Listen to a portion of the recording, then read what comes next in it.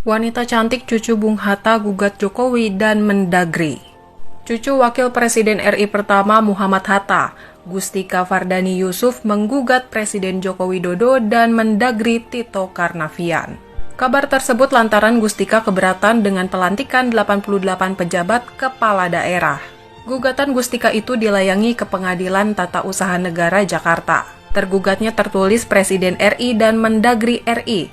Selain Gustika, ada 4 penggugat lainnya yang terlihat di SIPP PT UN Jakarta, yakni Adito Harinugroho, Lilik Sulistyo, Suci Fitriah Tanjung, dan Yayasan Perkumpulan untuk Pemilu dan Demokrasi. Dalam pokok perkaranya, cucu Wakil Presiden pertama RI ini menggugat Jokowi dan Tito karena mengangkatkan dan pelantikan 88 PJ kepala daerah rawan mengandung penyalahgunaan kekuasaan. Menyatakan tindakan pemerintahan yang dilakukan tergugat 1 dan tergugat 2, berupa melakukan serangkaian tindakan pengangkatan dan melantik 88 PJ kepala daerah.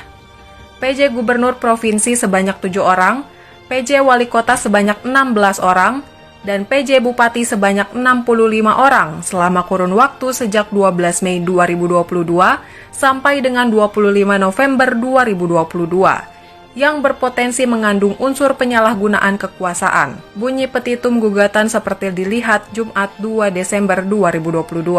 PT UN Jakarta diminta menyatakan tindakan pemerintahan yang dilakukan Jokowi dan Tito dengan mengangkat dan melantik 88 PJ kepala daerah mengandung unsur penyalahgunaan kekuasaan karena dilakukan tanpa terlebih dahulu menerbitkan peraturan pelaksana.